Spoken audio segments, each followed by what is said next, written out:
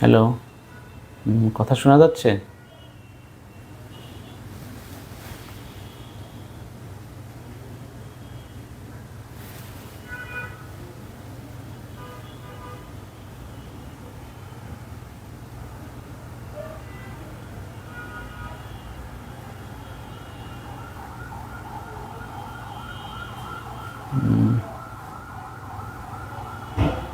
কোথায়?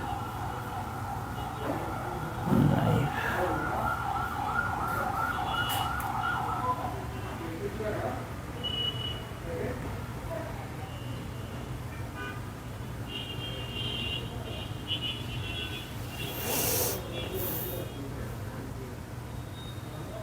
শুরু।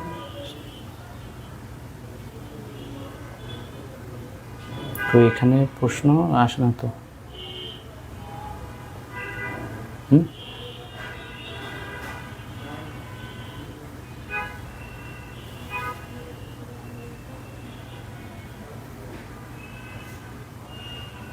আসছে? আচ্ছা, হ্যাঁ, শোনা যাচ্ছে আমার কথা? হ্যালো, আসসালামু আলাইকুম। আমি doctor Mohammad Arif Raihan, consultant orthopaedics, Concord stem cell limited. আজকে লাইভে আমরা কথা বলবো অস্টিও আর্থারাইটিস নিয়ে। তো অস্টিও আর্থারাইটিস কী? অস্টিও আর্থারাইটিস আসলে জয়েন্ট কার্টিলেজ ক্ষয়ের একটি রোগ, যার ফলে দেখা যাচ্ছে যে বিশেষ করে ওয়েট বিয়ারিং বড় বড় যে জয়েন্টগুলো থাকে, নি joint, hip joint, shoulder joint অথবা ব্যাক পেনে স্পাইনাল ভার্টিব্রাল যে জয়েন্টগুলো থাকে, এগুলাতে দেখা যাচ্ছে কার্টিলেজটা ক্ষয় হয়। ক্ষয় হওয়ার ফলে পেইন এবং স্ট্রাকচারাল ডিফর্মিটিগুলো হয়, জয়েন্ট স্পেসটা কমে যায় এবং ডেইলি অ্যাক্টিভিটিস যেগুলো থাকে সেগুলো কমে যায়। বিশেষ করে যারা 50 ঊর্ধ্ব বয়স তাদের এটা বেশি হয়। মেল ফিমেল দোনোজনেরই একটু প্রিডিসপোজিশন থাকে, সাথে মহিলাদের একটু বেশি হয়। আর যারা একটু ওয়েট বেশি হয় বা যাদের ফ্যামিলিয়াল প্রিডিসপোজিশন থাকে, যেমন হয়তো বাবা মায়ের ছিল, তারা একটু বেশি এটার প্রতি ডিজিজটা হয়ে থাকে। আর সাধারণত আমাদের bones made up of calcium and vitamin D mostly. তো দেখা যাচ্ছে ডায়েটারি যদি ইনসাফিসিয়েন্সি থাকে ক্যালসিয়াম ভিটামিন ডির, তাহলেও এই সমস্যাটা দেখা দেয়। এখন প্রথম প্রবলেমটা কি হয়, বিশেষ করে অ্যারাউন্ড 50 ইয়ার্স এইজে গিয়ে দেখা যাচ্ছে যে যারা এই এইজের পেশেন্ট বা একটু ওল্ডার এজের পেশেন্টরা থাকেন, তারা ডেইলি লাইফে যে পেইনটা হয়, যেমন সিঁড়ি দিয়ে ওঠানামা করা বা একটু 5 মিনিট 10 মিনিট আগে হাঁটতে পারতেন নর্মালি, এখন দেখা যাচ্ছে যে 10 মিনিট হাঁটলে অনেক ব্যথা হয়। হ্যাঁ, সকালবেলা ঘুম থেকে উঠে পায়ে পাড়া দিলে তখন দেখা যাচ্ছে যে নি জয়েন্টে ব্যথা হচ্ছে, বা অফিসে বসে কাজ করছেন, উঠার পরে দেখা যাচ্ছে ব্যাক পেইন হচ্ছে অনেক, বা শোল্ডার জয়েন্টের হলে তখন দেখা যাচ্ছে যে শোল্ডার জয়েন্টে ডেইলি অ্যাক্টিভিটিস করছে, কিন্তু শার্ট খোলা পরতে গেলে বা জামা কাপড় পরতে গেলে বা ওভারহেড অ্যাক্টিভিটিসগুলো যেমন থাকে এরকম, এই অ্যাক্টিভিটিসগুলো যেগুলো এরকম হয়, এগুলোতে দেখা যাচ্ছে ডিফিকাল্টি বা পেইনটা ফিল করে। তো it's a long term pain, আস্তে আস্তে শুরু হয়, তারপর আস্তে আস্তে এটা বাড়তে থাকে এবং একসময় এক্সেসিভ পয়েন্টে চলে যায়। মোস্ট এফেক্টেড জয়েন্ট বলা যায় যে নি জয়েন্ট, কারণ নিটা হলো আমাদের শরীরের সবচেয়ে বেশি ওয়েট বিয়ারিং জয়েন্ট। তো সেই জয়েন্টটাতে দেখা যাচ্ছে পেইনটা বেশি হয় এবং অলমোস্ট সবারই একই কমপ্লেন যে লো কমোড হয়তো ইউজ করা যায় না, বা কোনো স্কোয়াটিং মুভমেন্ট থাকলে সেটা করতে সমস্যা হচ্ছে, সিঁড়ি দিয়ে ওঠানামা করতে প্রবলেম হচ্ছে। তাদের এই প্রবলেমগুলো তারা এগুলো ফেস করে থাকেন। জয়েন্টের মধ্যে সাধারণত কি পরিবর্তন হয়, যে মেইনলি কার্টিলেজগুলা ছোট ছোট ফোকাল পয়েন্টগুলো যেগুলো থাকে আস্তে আস্তে ওটা ক্ষয় হওয়া শুরু হয়, তারপর আস্তে আস্তে পুরা জয়েন্টটাই অলমোস্ট কার্টিলেজটা ক্ষয় হয়ে যায়। এবং কার্টিলেজটা যখন ক্ষয় হয় তখন জয়েন্টে যে নর্মাল স্পেসটা থাকে সেটা কমে যায়, তখন জয়েন্ট মুভমেন্টটা কমে যায়। তো একটা সার্টেন পয়েন্টের পরে রেঞ্জ অফ মোশন যেটা আমরা বলি, বা ফাংশনাল রেঞ্জ অফ মোশন, যতটুকু মুভমেন্ট না করলেই নয় হাঁটুর জয়েন্টটা আমাদের ডেইলি লাইফের জন্য, সেটা তখন আস্তে আস্তে যখন হ্যাম্পার হওয়া শুরু হয়, তখন দেখা যাচ্ছে সবাই আস্তে আস্তে ডাক্তারের শরণাপন্ন হয়। হ্যাঁ, তারপরে কারো কারো দেখা যাচ্ছে শীতের সময় পেইনটা একটু বেশি হয়, বা কোল্ড ওয়েদারে বা এসিতে থাকলে পেইনটা বেশি হয়। তার কারণ হলো এসি বা ঠান্ডা ওয়েদারে ব্লাড সার্কুলেশনটা একটু সংকুচিত হয়ে যায়, তার কারণেও একটু জয়েন্ট পেইনটা ফিল হয় বেশি। অতিরিক্ত ওয়েট, আপনার ফ্যামিলিয়াল হিস্ট্রি, ডায়েটারি ইনসাফিসিয়েন্সি, বা কেউ যদি রিপিটেড কোনো ট্রমার মধ্যে থাকে, বা এক সময় স্পোর্টস প্লেয়ার ছিল, ওই সময় অনেক ইনজুরির সম্মুখীন হয়েছে, বাট এখন সেটার বন্ধ করে দিয়েছে হয়তো স্পোর্টস, বাট এখনও সেই পেইনটা আছে, দেখা যাচ্ছে রিপিটেড ট্রমার কারণেও এটা হয়। আবার কেউ কেউ দেখা যাচ্ছে যে একদম সিডেন্টারি লাইফ, ডেইলি লাইফে ওইরকম কোনো মুভমেন্ট বা নি জয়েন্ট বা হিপ জয়েন্ট বা ব্যাক পেইনের তেমন কোনো স্ট্রেচিং অ্যাক্টিভিটিস বা মুভমেন্ট হয় না, তাতেও দেখা যাচ্ছে যে যখন অকেজো অবস্থায় থেকে যাচ্ছে কার্টিলেজ, তখনও কার্টিলেজের ড্যামেজ হয়। তার মানে lack of activity or access activities দোনোটাই এটার একটা কারণ, সাথে আদার যেই প্রিডিসপোজিশন ফ্যাক্টরগুলো আছে সেগুলোর কারণেও এটা হয়। তো অনেকে আমরা দেখা যায় যে সাধারণত এই পেইনটা ইগনোর করার চেষ্টা করে, 1 বছর 2 বছর 3 বছর 4 বছর 5 বছর থেকে যায়, আস্তে আস্তে আস্তে আস্তে পেইন করে, এবং এমন টাইমে অ্যাপ্রোচ করে যে তখন অলরেডি দেখা যাচ্ছে আমাদের অস্টিওআর্থ্রাইটিসটাকে 4টা স্টেজে ভাগ করি অলরেডি। স্টেজ 2, 3, 4 মিনস একেবারে ব্যাড লাস্ট স্টেজ, ওরকম 2, 3, 4 স্টেজে চলে যায়, তখন তারা ডক্টরের শরণাপন্ন হয়। এবং আসলে ওই সময় চলে গেলে, যেমন লাস্ট স্টেজ 4-এ চলে গেলে, তখন দেখা যাচ্ছে যে পেইনের সাথে সাথে স্ট্রাকচারাল ডিফর্মিটি তৈরি হয়। যেমন একটা নি হয়তো আগে যেরকম ছিল অ্যালাইনমেন্টটা, সেটা বাঁকা হয়ে যাচ্ছে, এবং ফিমার এবং টিবিয়া, এই বোনগুলা যেটা নি জয়েন্টের মেইন অংশ, সেগুলোও দেখা যাচ্ছে বাঁকা হয়ে যাচ্ছে। তখন আসলে অপারেশন ছাড়া কোনো উপায় থাকে না। আর অপারেশনের রেজাল্ট ডেফিনেটলি অপারেশন করলে তো যেটা আমাদের ইনবর্ন বডিতে ছিল সেটাকে ফেলে দেওয়া হয়, আর্টিফিশিয়াল ইমপ্ল্যান্ট অ্যাড করা হয়, সাথে আমাদের যে নিয়ের লিগামেন্ট থাকে, 2টা major ligament, anterior cruciate ligament এবং পোস্টেরিয়র ক্রুশিয়েট লিগামেন্ট, ইউজুয়ালি এই 2টাকেও ফেলে দেওয়া হয়। কারণ এই 2টা লিগামেন্টের মেইন ফাংশন হলো নিটাকে স্টেবিলাইজ করা, যে যখন সিঁড়ি দিয়ে আপ অ্যান্ড ডাউন আমরা করি তখন নিটাকে স্টেবিলাইজ করা। তো এটা যেহেতু ফেলে দিচ্ছি আমরা, আর্টিফিশিয়াল ইমপ্ল্যান্ট দিচ্ছি, তো ডেফিনেটলি আমাদের ফাংশনাল রেঞ্জ অফ যে মুভমেন্টটা থাকে সেটা অনেক কমে যায়, অনেক লিমিটেড হয়ে যায়। যেমন স্কোয়াটিং প্রোহিবিটেড ফর লাইফ, কখনো করা যাবে না। হ্যাঁ, নীল ডাউন করে বসা যাবে না, নি কখনো ক্রস করে একটার উপর আরেকটা দিয়ে বসা যাবে না। তো সেই ডিফিকাল্টিটা বা সেই সিচুয়েশানে যেন আমরা চলে না যাই, এর জন্য আমাদের উচিত এই স্টেজ 4-এ যাওয়ার আগেই আমাদেরকে ডাক্তারের শরণাপন্ন হয়ে যথাযথ ট্রিটমেন্টটা নেওয়া। আচ্ছা, আমরা এবার দেখি প্রশ্ন একটু নেই। প্রশ্ন করছে অনেকে। নাবিহা তাসহিন নুহা, উনি প্রশ্ন করছেন অস্টিওআর্থারাইটিস কি যে কোনো বয়সের মানুষের হতে পারে?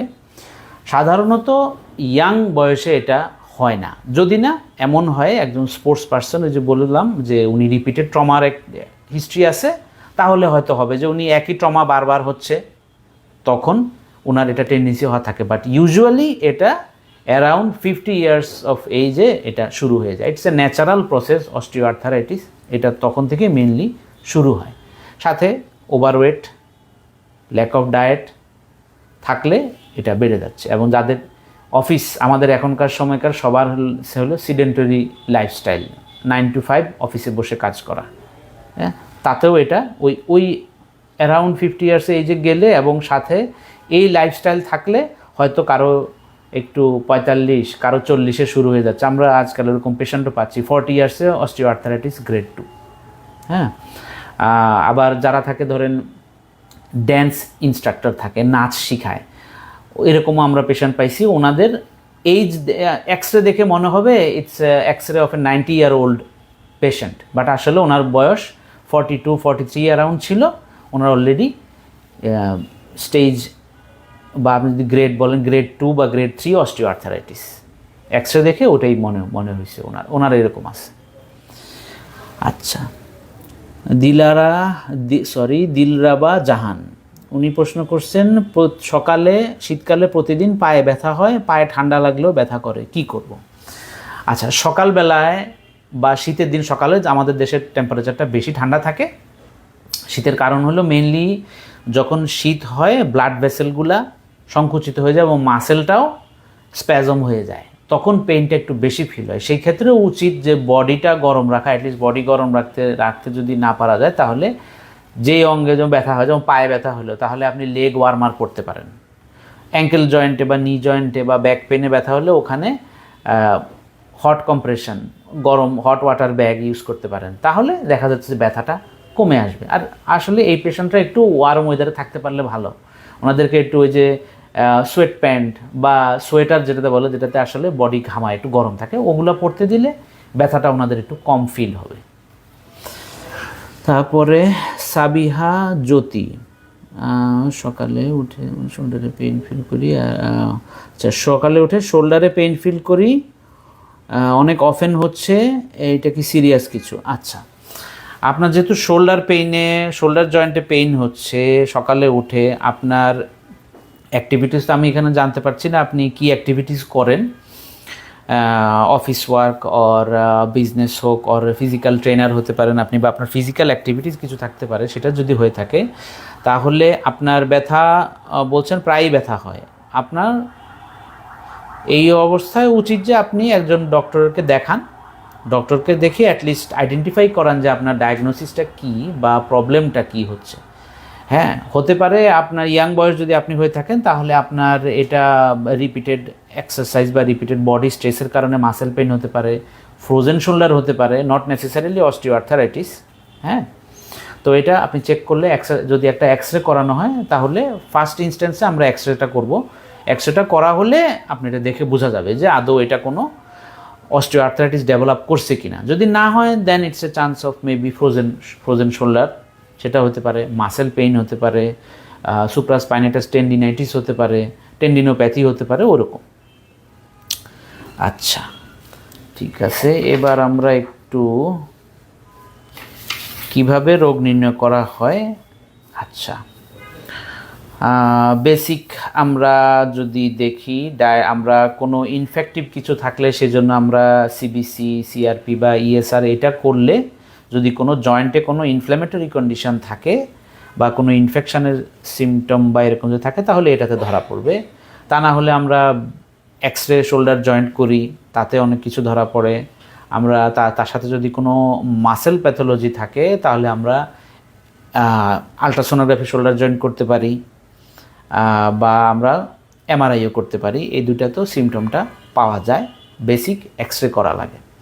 সাথে আমরা আপনার ডায়েটারি ইনসাফিসিয়েন্সি আছে কি না সেজন্য আমরা সিরাম ক্যালসিয়াম বা সিরামিন ভিটামিন ডি আমরা ওইটার অ্যামাউন্টটাও দেখা হয়, দেখলে বোঝা যায় যে ডায়েটে কোনো ডেফিসিয়েন্সি আছে কি না। আচ্ছা, এবার অস্টিওআর্থারাইটিসের আধুনিক চিকিৎসা। আচ্ছা, সবচেয়ে ইম্পর্ট্যান্ট ফ্যাক্ট অ্যাবাউট অস্টিওআর্থারাইটিস হচ্ছে লাইফস্টাইল চেঞ্জ। আপনি যেভাবে আগে চলছেন, যার কারণে অস্টিওআর্থারাইটিসটা ডেভেলপ হলো বা আপনি সাফারিংটা ফিল করছেন, সেটাকে চেঞ্জ করতে হবে। হ্যাঁ, একই কাজ রিপিটেডলি করা, বারবার করা, আগে যেটা করে আসছেন সেটাকে চেঞ্জ করতে হবে।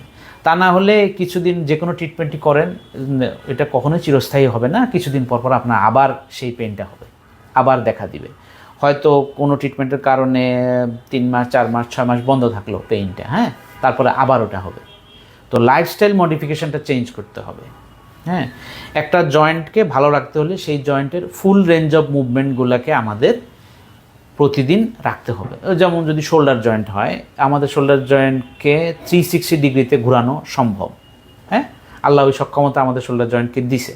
তা আমরা ডেইলি লাইফে সাধারণত নর্মাল অ্যাক্টিভিটিসের মধ্যে খালি এগুলো করা হচ্ছে। হ্যাঁ, এভাবে মাথার পিছনে হাত নেওয়া বা পিঠের পিছনে হাত নেওয়া, পিঠ চুলকানো। হ্যাঁ, আবার ক্রিকেট খেলা বোলিং যারা করে তাদের দেখা যাচ্ছে হাতটা 360 ডিগ্রি ঘুরে। এই এক্সারসাইজগুলো ডেইলি করলে কিন্তু শোল্ডার জয়েন্টটা ভালো থাকবে। নিয়ের ক্ষেত্রে যেমন স্কোয়াটিং অ্যাক্টিভিটিস করা, হ্যাঁ, সিঁড়ি বেয়ে ওঠানামা করা, এইগুলো প্র্যাকটিসের মধ্যে রাখতে হবে। আমরা অল্প একটু হলে লিফট ইউজ করে ফেলি। হ্যাঁ, নি জয়েন্টটা মুভমেন্ট হচ্ছে না। হ্যাঁ, সাথে কি হচ্ছে, শুধু জয়েন্টের উপর এফেক্ট পড়ছে না, মাসেল লিগামেন্টও কিন্তু স্ট্রেচ হচ্ছে না। হ্যাঁ, এই জন্য দেখা যাচ্ছে সাডেন কোনো অ্যাক্টিভিটিস করতে গেলে তখন পেইনটা আরও বেড়ে যায়। ব্যাকের পেইনের ক্ষেত্রে আমরা ব্যাকের মাসেলটাকে স্ট্রেচ করতে হলে বিভিন্ন এক্সারসাইজ আছে, back muscle strengthening exercise, forward bending, extension, side rotation, এগুলো যদি আমরা করি তাহলে ব্যাক মাসেলটাও স্ট্রেচ হবে। ব্যাক পেইন এবং যখন মাসেলটা স্ট্রেচ হবে, মাসেলটার পাওয়ার বাড়বে, স্ট্রেংথ বাড়বে, তখন আপনার জয়েন্টের উপরে বা বোনের উপরে প্রেশারটা কম পড়বে, ক্ষয় হওয়ার চান্সটা তখন কমে যাবে। হ্যাঁ, আমাদের ডায়েটটাকে ব্যালেন্স রাখতে হবে, diet rich in calcium, vitamin D, potassium, এগুলার ব্যালেন্স রাখতে হবে। ব্যালেন্স রাখলে তখন এইজিংয়ের সাথে সাথে যে নিডটা হয় সেটাও ফুলফিল হবে। তারপরে ইনিশিয়ালি আমরা ফিজিওথেরাপি, বিভিন্ন ধরনের মেশিনের মাধ্যমে ফিজিওথেরাপি বা ম্যানুয়াল ফিজিক্যাল এক্সারসাইজ করার মাধ্যমে ইমপ্রুভমেন্ট করানো সম্ভব। তারপরে আপনার আছে, আমরা যেমন ব্যথা নিয়ন্ত্রণে কিছু পেইন কিলার ইঞ্জেকশনও দেওয়া হয়, যেমন স্টেরয়েড ইঞ্জেকশন দেওয়া হয় ব্যথা নিরাময়ের জন্য, বাট স্টেরয়েড ইঞ্জেকশনটা সাইড ইফেক্ট আছে অনেক, ওইটা অস্টিও আর্থারাইটিসের দিকে ঠেলে দেয়। আর পেইন কিলার ইঞ্জেকশনটা দেখা যাচ্ছে যে আপনার সাময়িক ব্যথাটাকে ইমপ্রুভমেন্ট করবে, বাট জয়েন্টটাকে ইমপ্রুভ করার কোনো ফাংশন তার নাই। আপনার সেই ইনফ্লামেশন কমাবে, পেইন কমাবে, যে কয়দিন পেইন ওষুধের ওষুধের আপনার ফাংশনটা থাকবে, ইফেক্টটা থাকবে, ততদিন পেইন কম থাকবে, বাট তারপরে ব্যথাটা আবার হবে। তো সেই ক্ষেত্রে এখন যেটাকে আমরা বলি অ্যাডভান্স বা রিজেনারেটিভ ট্রিটমেন্ট, রিজেনারেট মানে কি নতুন করে তৈরি করা। এখন কোনো জয়েন্টে অস্টিওআর্থারাইটিস হয়েছে, সে জয়েন্টটার কার্টিলেজটাকে 100% রিকভার করা সম্ভব না বা রিপ্লেস করা সম্ভব না। 70, 80, ইভেন 90% আল্লাহর রহমতে ইমপ্রুভ করা সম্ভব। তাতে কি হবে, যেই নতুন ধরনের রিজেনারেটিভ ট্রিটমেন্ট হচ্ছে, যেমন আমরা প্লেটলেট রিচ প্লাজমা এটা দেওয়া হয়, মেজেনকাইমাল স্টেম সেল দেওয়া হয়, এতে কি হয়, এতে যেই ড্যামেজ কার্টিলেজটা থাকে সেটা রিকভার হয়। হ্যাঁ, রিকভার হয়, সেটা আবার নতুন করে ফাংশনটা অ্যাভেলেবল হয়। যখন কার্টিলেজটা রিপেয়ার হলে তখন জয়েন্টের মাঝখানে যে গ্যাপটা থাকে সেটাও রিপ্লেনিশ হয়। রিপ্লেনিশ হলে তখন জয়েন্টের মুভমেন্টটা আবার আগের মতো অনেকটা চলে আসে। এটা হলো এখনকার সময়কার অ্যাডভান্স ট্রিটমেন্ট। আচ্ছা, এবার আমরা আবার একটু প্রশ্নতে যাই। নাবিহা তাসিন নুহা বলছেন, স্টেরয়েড দিলে এই ব্যথা সারানো যায় না? ওই যে বললাম, স্টেরয়েড দিলে ব্যথা চলে যাবে for a limited amount of time, but তারপরে আবার ব্যথাটা আসবে, because steroid does not improve the joint and it also causes osteoporosis, এটাকে ইনিশিয়েট করে স্টেরয়েড। তো বেটার ওটাকে অ্যাভয়েড করাই ভালো।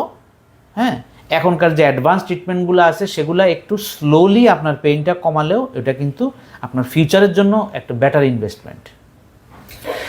আচ্ছা, হাঁটু ব্যথার কি কোনো চিকিৎসা দেওয়া হয় আপনাদের সেন্টারে? আচ্ছা, আমাদের সেন্টারে আমরা পিআরপি দেই, প্লেটলেট রিচ প্লাজমা দেই, আমরা এখানে মেজেনকাইমাল স্টেম সেল দেই, তারপরে আমাদের এখানে ফিজিওথেরাপিও করা হয়। তো ওই যে পিআরপিটা সাধারণত করা হয়, পেশেন্টের ওন ব্লাড কালেক্ট করা হয়, সেখান থেকে প্লেটলেটটাকে কনসেন্ট্রেট করে ইন্ট্রা আর্টিকুলার ইঞ্জেকশনটা দিয়ে দেওয়া হয়, যেই জয়েন্টে হয়, বিশেষ করে শোল্ডার, নি, এই জয়েন্টগুলোতে। আর মেজেনকাইমাল স্টেম সেলটা এটা হলো আমব্লাইকাল কর্ড থেকে কালেক্ট করা হয়, এটাকে আমরা কালেক্ট করে আমরা সেটাকে হারভেস্ট করে আমাদের ল্যাবে, তারপর আমরা সেটা পেশেন্টের সাথে ম্যাচ করা হোক, বা সাধারণত এটা অটোলোগাস হয়ে থাকে, এখন এটা অ্যালোজেনিক হয়ে থাকে, তো আমরা ওটা করা লাগে না, তো ওটাও আমরা ইন্ট্রাআর্টিকুলার ইঞ্জেকশনের মাধ্যমে পেশেন্টকে দিয়ে দিই। তো স্টেম সেলটা সাধারণত সিঙ্গেল ডোজ হয়ে থাকে, আর পিআরপিটা আমরা 3টা বা 4টা divided dose depending on the patient's condition, হয়তো 3 সপ্তাহ পর বা 4 সপ্তাহ পর আমরা ওইটা দিই। আচ্ছা, এরপরে মোহাম্মদ বিশারত, নি অস্টিওআর্থ্রাইটিস রোগীর যদি গ্রেড 2 এর হয়, সে রোগীর জন্য পিআরপি থেরাপি না এমএসসি থেরাপি বেটার? আর এই ক্যাটাগরির রোগী যদি ট্রিটমেন্ট কমপ্লিট করে তবে কি পরে আবার আর্থ্রাইটিস ব্যাক করতে পারে, বা পরবর্তীতে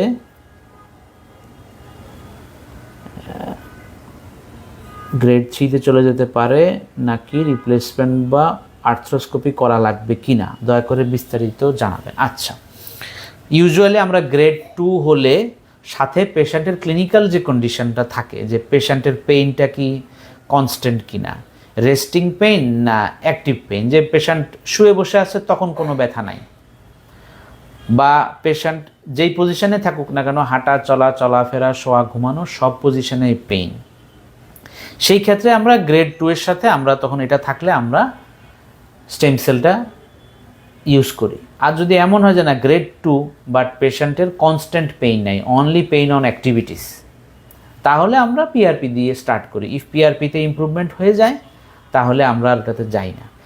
এখন প্রশ্ন আবার একটা উনি করছেন যে এটাতে কি গ্রেড 2 থেকে 3-তে যাবে কি না বা এরকম কিছু। গ্রেড 2 থেকে 3-তে যাওয়াটা ইনএভিটেবল। ওটা যে বললাম এটা একটা ন্যাচারাল ডিজিজ প্রসেস। এটা 1 থেকে 2, 2 থেকে 3, 3 থেকে 4 যাবে। এখন এটা কি কতটুকু স্পিডে ওটা অ্যাডভান্স হচ্ছে এবং সেই অ্যাডভান্স হওয়ার সময় সাফারিংটা পেশেন্টের কতটুকু হয় সেটা হলো ডিফারেন্স। এখন ইউজুয়ালি কারো কারো দেখা যাচ্ছে 1 বছরের মধ্যেই গ্রেড 1 থেকে 2-তে চলে গেছে, 2 থেকে 3-তে চলে যাচ্ছে। সেইখানে আমরা স্টেম সেল বা পিআরপি দিলে সেটা স্লো করে রাখা যায়, ডিপেন্ডিং অন পেশেন্ট কতটুকু আমাদের ইনস্ট্রাকশন ফলো করছে, পেশেন্ট এক্সারসাইজ করছে কিনা ঠিকমতো, ফিজিওথেরাপি নিচ্ছে কিনা, সেটার উপর ডিপেন্ডেন্ট। অ্যান্ড ট্রিটমেন্ট মিলে হয়তো যেটা 1 বছরে অ্যাডভান্স হতো ওটা যদি আল্লাহ চায় তাহলে 2 থেকে 3 বছরে অ্যাডভান্স হয়ে যাচ্ছে, মানে 2 থেকে 3 বছর পরে আপনি স্টেজ 3-তে পড়বেন এরকম। স্টেজ 3-তে গিয়েও আমরা মেনলি স্টেজ 3 বা এর অ্যাডভান্স হলে আমরা ইউজুয়ালি স্টেম সেলটাই ব্যবহার করি, তাতে রেজাল্টটা বেশি ভালো আসে। হ্যাঁ, তাতে প্রসেসটা একটু স্লো হয়ে যায়, 3 বছর 4 বছর এরকম স্লো হয়ে যায়, ডিপেন্ডিং অন পেশেন্টস এবং তার আদার যদি কোনো কন্ডিশন খারাপ থাকে সেটার উপর ডিপেন্ড করে, বা যদি সে ভালো থাকে ওটার উপর ডিপেন্ড করে 3 থেকে 4 বছর ভালো থাকে এরকম। বাট এটাকে কখনো এমন না যে full stop, it's not a curable disease but it's a controllable disease. আপনার অ্যাক্টিভিটি, প্রিভেনশন এবং প্রপার যদি ট্রিটমেন্টটা আপনার নেওয়া হয় সঠিক জায়গা থেকে তাহলে এটা আপনার কন্ট্রোলে থাকবে এবং আপনি হয়তো ওই যখন অ্যাডভান্স স্টেজটা যাবে তখন তা আপনার অতটা কষ্ট হবে না এরকম। আচ্ছা, কোন গ্রেড পর্যন্ত থেরাপি কাজ করতে পারে? নাবিহা তাসিম প্রশ্ন করছে কোন গ্রেড থেকে থেরাপি কাজ করে। আচ্ছা, ইউজুয়ালি আমরা গ্রেড 1-এ আমরা দেই না, আমরা ফিজিওথেরাপি দিয়ে শুরু করি। কেউ যদি ফিজিওথেরাপি নিয়ে ইমপ্রুভমেন্ট ফিল করে তাহলে আমরা গ্রেড 1-এর পরে যাই না। বাট অনেকে থাকে যে গ্রেড 1 হওয়ার পরে ফিজিওথেরাপি হয়তো কোনো কারণে নিতে পারবে না, বা তার জন্য ফিজিওথেরাপি নেওয়া বা ফিজিওথেরাপির অ্যাক্সেস পাওয়াটা কষ্ট, তখন আমরা গ্রেড 1-এ দিয়ে দিই অ্যাজ এ ফিউচার ইনভেস্টমেন্ট, যে আপনার হয়তো ফার্দার এরকম হতো তাহলে আমরা একটা পিআরপি শট একটা এবং আবার 4 সপ্তাহ পরে আরেকটা, এরকম 2টা পিআরপি শট দিয়ে দিই যেন ফার্দার পেইনটা আপনার না হয়। বা অনেক ক্ষেত্রে আমরা কেউ যদি দূরে থাকে, যেমন আমাদের এখানে একজন আছে পাইলট, উনি প্রতি 2 মাস পর পর বাংলাদেশে আসে একদিনের জন্য, তো ওনাকে আমরা হাই ডোজ পিআরপিটা দিয়ে দিই, কারণ ওনার পক্ষে আর এটা মাঝখানে আসা সম্ভব না এবং উনি ফ্লাইটের মধ্যে থাকেন, ওনার একটা ফিজিওথেরাপি নেওয়াও সম্ভব না। তো উনি স্টেজ 1 এবং 2 এর মাঝামাঝি এরকম একটা কন্ডিশনে উনি ছিলেন, ইয়াং পেশেন্টই ছিল, মোটামুটি অ্যারাউন্ড 40-র মতো হবে। তো সেজন্য ওনাকে বলছে আপনি হাই ডোজ পিআরপি দেন। সো ওনাকে দেওয়া হয়েছে, উনি আলহামদুলিল্লাহ ভালো আছে, ওনার সাথে কথা হয়, আবার উনি আসবে, হয়তো আগামী মাসে উনি আসবে, তখন আবার আমরা ওনাকে ইভ্যালুয়েট করে হয়তো নেক্সট ডোজটা আমরা ওনাকে দিব এরকম। ঠিক আছে, এবার আমরা একটু আবার টপিকে আসি। ডেইলি কিছু টিপস, যেমন ওই যে বললাম প্রপার মুভমেন্টটা জয়েন্টের করতে হবে, শুধু হাঁটলে হবে না, শুধু জগিং করলে হবে না। ফরে আমাদের একটা অ্যাডাল্ট হিউম্যান লাইফে ইয়াং যারা, তারা অ্যাটলিস্ট 40 মিনিটস অফ ওয়াকিং এবং 20 মিনিট অথবা 20 মিনিটস অফ জগিং, এটা করলে খুব ভালো, শুরু থেকে করলে ভালো। কিছু stretch activities for knee joint হোক, স্কোয়াটিং, হিপ জয়েন্টের হোক, তাতেও স্কোয়াটিংটা খুব ভালো কাজ করে। ব্যাক পেনের জন্য ব্যাক স্ট্রেচিং কিছু এক্সারসাইজ আছে, ফরওয়ার্ড বেন্ডিং বা extension, side rotation, side bending, এই এক্সারসাইজগুলো করা, শোল্ডার জয়েন্টে 360 ডিগ্রি মুভমেন্ট করা। হ্যাঁ, এই মুভমেন্টগুলো করলে ডেইলি লাইফে জয়েন্টটা প্রপার মুভমেন্টের মধ্যে থাকবে, কার্টিলেজটাও প্রপার অ্যাক্টিভিটিসের মধ্যে থাকবে, ক্ষয় হওয়ার টেন্ডেন্সিটা কমে যাবে, ড্যামেজ হওয়ার টেন্ডেন্সিটা কমে যাবে। বিশেষ করে যেমন ধরেন এই যে ক্রিকেট প্লেয়ার, ফুটবল প্লেয়ার তারা আছে, তারা একজন বেস্ট এক্সাম্পল ক্রিশ্চিয়ানো রোনালদো। হ্যাঁ, উনি এই এজেও কতটা ফিট, ওনার ফিটনেস একটা ইয়াং পেশেন্টের মতো। তো উনি তো আর এমন না যে প্রতিদিন খালি মাঠে আসে, খেলে, চলে যায় বাসায়, আবার আসে। উনি প্রতিদিন ভিগোরাস স্ট্রেচিং, ভিগোরাস এক্সারসাইজের মধ্য দিয়ে উনি যায় এবং ওনার বডি দেখলে বোঝা যাচ্ছে উনি কতটা ফিট। তো ওগুলো তো আর আমাদের দরকার নেই, আমরা তো ওরকম স্পোর্টসম্যান যারা না, তাদের ওটা দরকার নাই, বাট ডেইলি কিছু এই অ্যাক্টিভিটিসগুলো করতে হবে। নট জিম এক্সারসাইজ আর জিমের হেভি ওয়েট লিফটিং এগুলা না, স্ট্রেচিং এক্সারসাইজগুলা করতে পারলে ভালো। বেটার কোনো ফিজিক্যাল ট্রেনার যদি থাকে তাহলে তার মাধ্যমে এক্সারসাইজ করতে পারলে আরও ভালো।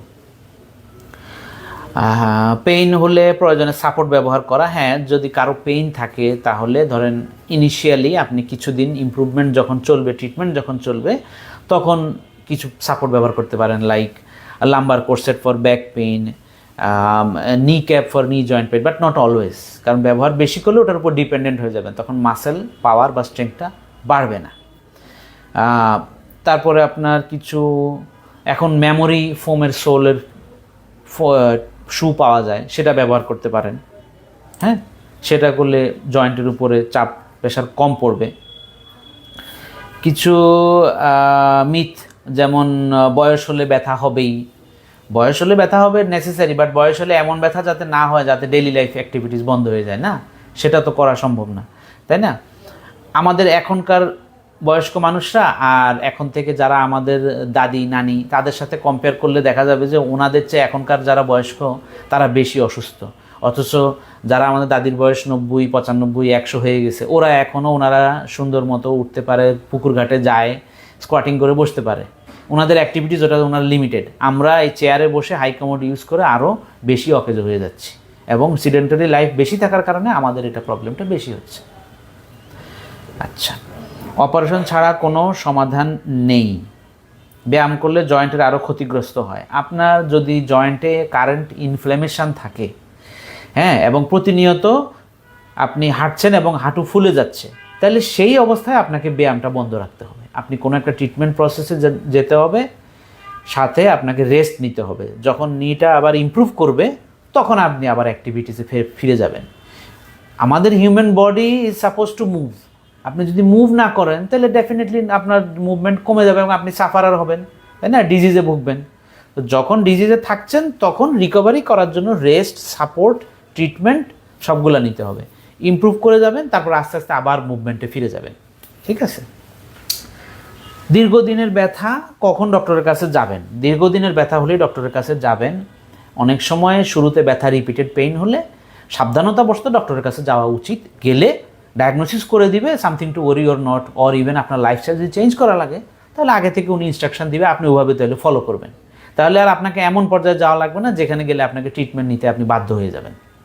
এটা গেল। আচ্ছা, আমরা কিছু কথা, আচ্ছা প্রশ্ন কিছু আছে আরও। হাঁটুতে পিআরপি দেওয়া হয়েছে অন্য একটা হাসপাতাল থেকে, কিন্তু ভালো ইমপ্রুভমেন্ট হয়নি, সেই ক্ষেত্রে আপনাদের আচ্ছা সুস্ময় কর্মকার উনি পিআরপি দিয়েছেন বাট ইমপ্রুভমেন্ট হয়নি, তাহলে পিআরপি কোয়ালিটি মেনটেন করে কি না? আচ্ছা, আপনাদের সেন্টার পিআরপি কোয়ালিটি মেনটেন করে কি না?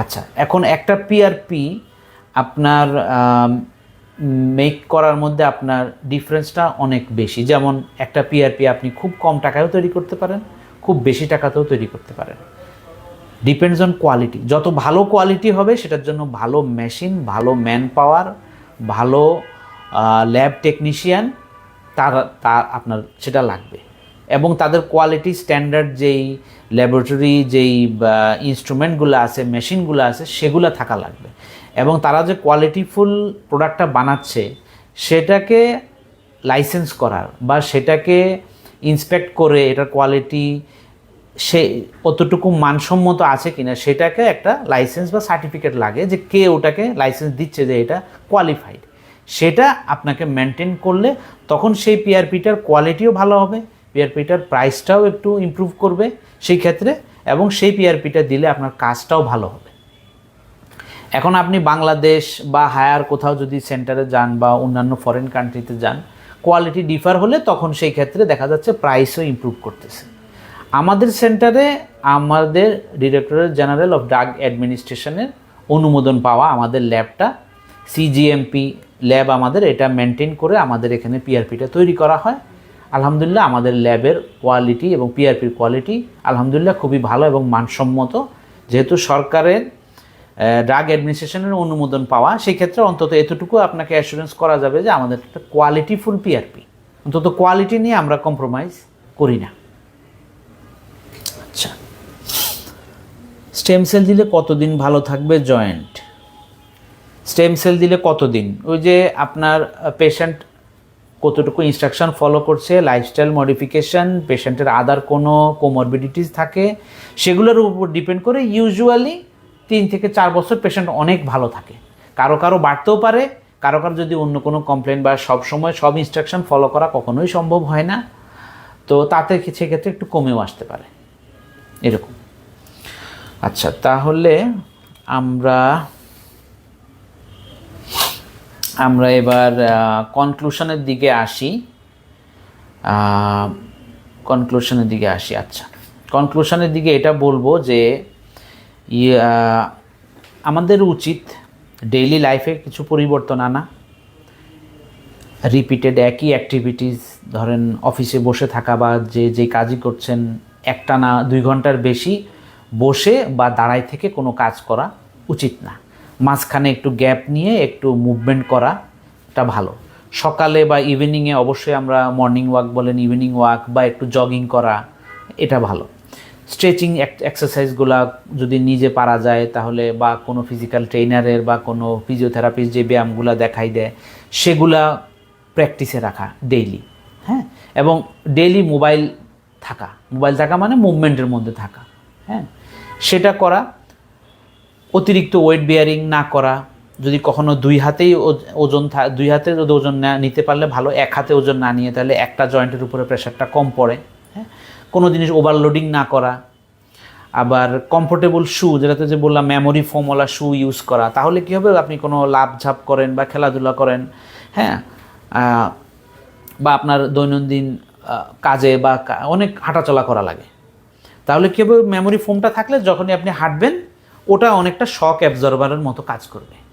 তাহলে কী হবে, মোস্টলি নি জয়েন্ট এবং ব্যাকে এই জয়েন্টগুলা একটা আরেকটার সাথে এভাবে কলাপস হয় যখন হাঁটাচলা করা, মুভমেন্ট করা হয়, তখন ওই ধাক্কাটা খেলে শক অ্যাবজর্বারের কাজ করলে আপনি প্রেশারটা ফিল করবেন কম, আপনি ভালো থাকবেন। ডায়েটটা একটা প্রপার ডায়েট হওয়া লাগবে। আমরা ইচ্ছামতো ইদানিং ফাস্টফুড বা যাই খাওয়া হয় তাতে প্রপার ডায়েটটা হচ্ছে না। ডিম, দুধ বা যেটা rich in calcium, vitamin D, হ্যাঁ, ভিটামিন সি, যেটা এইগুলা সবগুলা রিচ ডায়েটটা থাকলে আমাদের জন্য ভালো।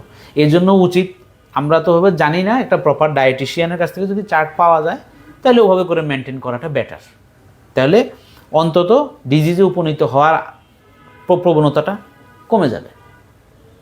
হ্যাঁ, আর কেউ যদি অলরেডি স্টেজ 2-তে বা গ্রেড 2-তে বা গ্রেড 3-তে থেকে থাকেন, তাদেরকে বলবো যে যেখানে অ্যাডভান্স রিকভারি করার যে ট্রিটমেন্ট সেন্টারগুলো আছে সেই সব জায়গায় যোগাযোগ করা, সেখানে ডক্টরের কাছে দেখানো। হ্যাঁ, তাহলে আপনি এখন স্টেজ 1-এ আছেন, আপনি যত দেরি করবেন, যত ইগনোর করবেন, আস্তে আস্তে আপনি কিন্তু অপারেশনের দিকে চলে যাচ্ছেন। ইভেন কিছু কিছু জায়গায় দেখা যাচ্ছে অপারেশন করাটাও রিস্কি পেশেন্টের আদার কন্ডিশনের কারণে। আর অপারেশন করলে আপনার লিমিটেড অ্যাক্টিভিটিস হয়ে যাবে, always limited activities and restriction in functional movement. তো ওই অবস্থায় যেন না যাওয়া লাগে, আগেই আমরা এরকম রিজেনারেটিভ ট্রিটমেন্ট, ইদানিংকালে এটা এখন একটা অ্যাডভান্স ট্রিটমেন্ট, আগে পেইন লিমিটেড করা পর্যন্ত ছিল ট্রিটমেন্ট, এখন অ্যাডভান্সে চলে আসছে। তো আমরাও পৃথিবীর সাথে অ্যাডভান্স হই। অ্যাডভান্স যেসব ট্রিটমেন্টগুলো হচ্ছে সেসব জায়গায় যাবেন, সেখানে ডক্টর দেখাবেন, দেখালে আপনার ট্রিটমেন্ট আপনার হবে আপনার ডায়াগনোসিস বা আপনার রোগ অনুযায়ী, তাতে আপনি বেটারের লাইফটা ফিরে আসার সম্ভাবনাটা বেশি। হ্যাঁ, আর হ্যাঁ, অবশ্যই সময় মতো চিকিৎসা নেওয়াটা খুবই জরুরি। সময় মতো চিকিৎসা না নিলে, তো যে বললাম, স্টেজ 1 থেকে 3-তে চলে যাবে, 3 থেকে 4-এ চলে যাবে, তখন এইসব ট্রিটমেন্টও কাজ করবে না, অপারেশন করতে বাধ্য হবেন, বাট অপারেশনের রেজাল্টও আপনাকে লিমিটেড করে দিবে। সবসময় অপারেশন তো কিছু না কিছু স্যাক্রিফাইস আপনাকে করতেই হবে, সেই স্যাক্রিফাইস লাইফটা করে আপনাকে চলতে হবে। তো সেই জন্য চেষ্টা করেন যতটুকু সময় আমাদের বায়োলজিক্যাল বা অ্যানাটমিক্যালি যেতটুকু আমাদের জয়েন্টটা আল্লাহ দিয়েছে সেটাকে যদি আমরা রাখতে পারি, তাহলে there is a chance then you can be better in future, but otherwise there is no hope. হ্যাঁ, আর কারো কোনো প্রশ্ন আছে? হোয়াট ইজ দ্য কি difference between normal PRP and high dose PRP? আচ্ছা, নর্মাল এবং হাই ডোজ পিআরপি ডিফারেন্সটা হলো যে আপনার কেউ যদি সময়ের ব্যবধানে, usually better to take normal PRP like 3 weeks or 4 weeks apart. But কেউ যদি বাসা দূরে থাকে বা কাজের কারণে এত ব্যস্ত আসতে পারবে না, হ্যাঁ, সেই ক্ষেত্রে হাই ডোজ পিআরপিটা ইউজ করা হয়।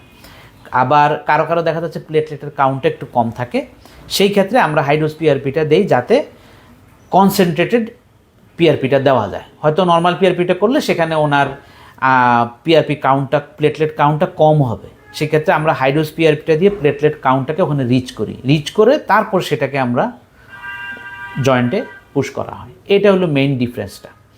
কারো কারো একটা ডোজ দেওয়া লাগে, তো অনেকে থাকে যে স্যার আমি অনেক ব্যস্ত বা এরকম আমি আসতে পারবো না, বা আমি বিদেশে থাকি, বাইরের থেকে এসে দিয়ে দেওয়া লাগবে আমার, তো সেই ক্ষেত্রে আপনি হাই ডোজ দিয়ে দেন, আমি 2 মাস পরে বা 1.5 মাস পরে এসে আবার সেকেন্ড ডোজ দিব। সেই ক্ষেত্রে এটা এই ডিফারেন্স। বাট দোনোটাতেই কার্যকারিতা বলতে গেলে slow and steady better, but না হলে ওটাও দেওয়া যায়, কোনো সমস্যা নেই।